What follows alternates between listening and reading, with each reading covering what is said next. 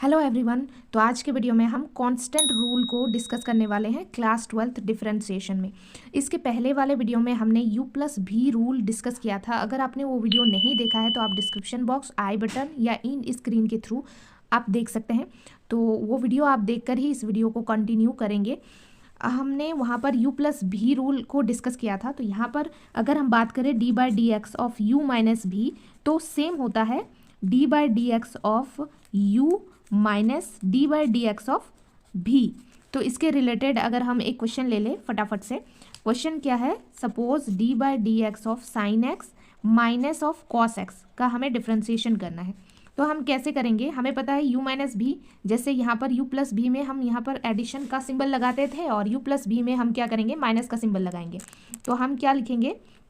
D by D X of sine x minus D by D X of cos x. ठीक है, बस यहाँ पर हमें ये रूल पता होना चाहिए। अब आता है तो वो चुटकी में इसको सॉल्व कर सकता है। D by D X of X का डिफरेंशिएशन क्या होता है? Cos X minus cos X का डिफरेंशिएशन क्या होता है? Minus of sine X. तो यहाँ पर हमारा आंसर क्या आ जाएगा? Cos X and minus minus got plus. So this is our answer, cos X plus sine X, right. तो अगर आपने डिफरेंशिएशन का फॉर्मूला वाला वीडियो भी नहीं देखा है तो उस वीडियो का लिंक भी आपको डिस्क्रिप्शन में मिल जाएगा, तो आप वहाँ से ज़रूर चेक कर लीजिए। तो आज हम बेसिकली डिस्कस करेंगे कांस्टेंट रूल। ये u माइनस भी मैंने डिस्कस कर दिया था क्योंकि हमने प्रीवियस वीडियो में सिर्फ u प्लस भी डिस्कस किया था, लेकिन ये कुछ नया नहीं है, उसकी तरह ही है, बस हमें प्लस की जगह पर माइनस का इस्तेमाल करना है, दैट्स इट। तो चलिए स्टार्ट करते हैं कि कांस्टेंट रूल। तो कांस्टेंट रूल होता क्या है? देखो, हम यहाँ पर इसका सबसे पहले जनरल फॉर्म ले लेते हैं। लेट सपोज अगर हमारे पास D by D X of के times of any function, let suppose यहाँ पर साइन एक्स ले लेते हैं, ठीक है।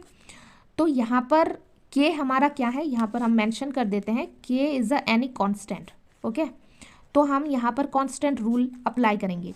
अच्छा, अगर कोई कांस्टेंट किसी फंक्शन के साथ मल्टीप्लाई में हो, जैसे यहाँ पर आप देख सकते हैं के जो है साइन एक्स के साथ मल्टीप्लाई में है ना।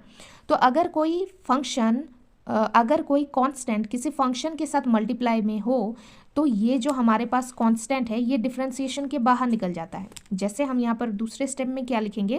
के कांस्टेंट है तो के को हम डिफरेंशिएशन से बाहर निकाल देंगे और D by D X of sine x लिखेंगे।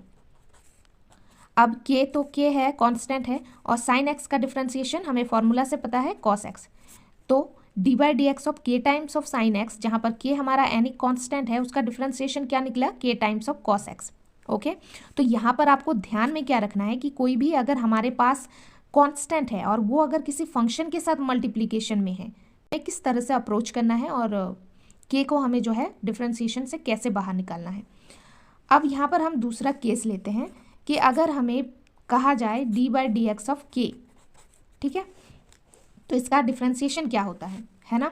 तो इसका डिफरेंशिएशन 0 होता है। यानी आपको याद क्या रखना है कि कांस्टेंट का डिफरेंशिएशन हमेशा 0 होता है, लेकिन अगर वही कांस्टेंट अगर किसी फंक्शन के साथ मल्टीप्लाई में हो तब वो 0 नहीं होगा। तब क्या होगा? तब ये जो हमारा कांस्टेंट है ये डिफरेंशिएशन से बाहर निकल जाएगा।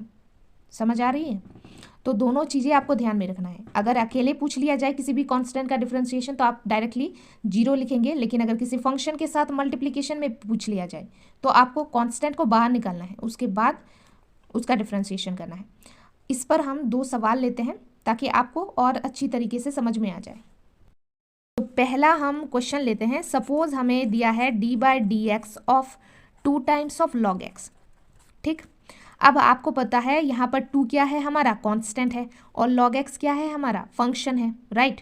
यानी कोई हमारा कांस्टेंट किसी फंक्शन के साथ मल्टीप्लाई में है। तो अभी मैंने आपसे क्या कहा था कि अगर कोई फंक्शन मल्टीप्लिकेशन में हो तो हम क्या करेंगे? वो जो हमारे पास कांस्टेंट है उसको डिफरेंशिएशन से बाहर निकाल देंगे। तो दूसरे स्टेप में हम इस 2 को बाहर निकालेंगे और यहाँ पर लिखेंगे D by D X of nothing but log x, right. अब यहाँ पर 2 कांस्टेंट है तो 2 ही रहेगा।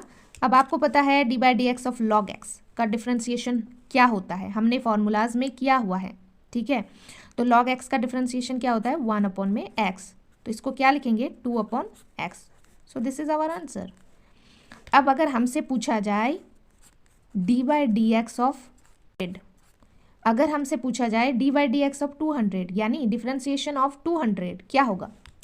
तो यहाँ पर आप देख सकते हैं 200 क्या है, कांस्टेंट वैल्यू है, और ये क्या किसी फंक्शन के साथ मल्टीप्लाई में है? बिल्कुल नहीं है, ये सिर्फ अकेला है। तब इसका आपको आंख मूंद कर आंसर 0 लिख देना है। समझ में आया? और एक सवाल लेते हैं। एग्जाम्पल हमें कहा जाए कि d/dx of 3 times of cos x, ठीक है।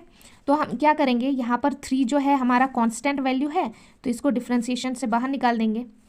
तो हम लिखेंगे 3d/dx ऑफ cos x, ठीक। अब ये 3 हो गया, और cos x का डिफ्रेंसिएशन क्या होता है? Minus of sign x। तो इसका आंसर क्या हो जाएगा? -3 sin x, ठीक। अगर हमें पूछा जाए d/dx ऑफ पाई, अब थोड़ा सा वीडियो को पॉज करो और खुद से बताओ कि d/dx ऑफ पाई का डिफरेंशिएशन होगा क्या? d/dx ऑफ पाई, ठीक है। पाई का वैल्यू क्या होता है बताओ? पाई का वैल्यू 2 होता है ना। पहला है 3.14 और दूसरा क्या होता है? 22/7, 22/7, राइट। अब देखो दोनों हमारा क्या है? कांस्टेंट है ना। और मैंने अभी कहा कि कांस्टेंट अगर किसी फंक्शन के साथ मल्टीप्लाई में ना हो तो आप उसका आंसर 0 लिख देंगे, ठीक। तो आई होप आपको कांस्टेंट रूल बढ़िया तरह से समझ में आया होगा। नेक्स्ट वीडियो में हम प्रोडक्ट रूल डिस्कस करने वाले हैं, काफ़ी ज़्यादा इंपॉर्टेंट है। तो stay connected and keep learning. If you like then please like, share and subscribe to this channel. Description जरूर चेक कीजिए, वहाँ पर आपके लिए काफ़ी सारे हेल्पफुल वीडियोज़ मिलेंगे आपको। और अगर आप का बायो भी है तो वहाँ पे बायो का जो फर्स्ट चैप्टर है that is our reproduction in organisms, उसको भी मैंने काफ़ी हद तक नहीं, उस पूरे चैप्टर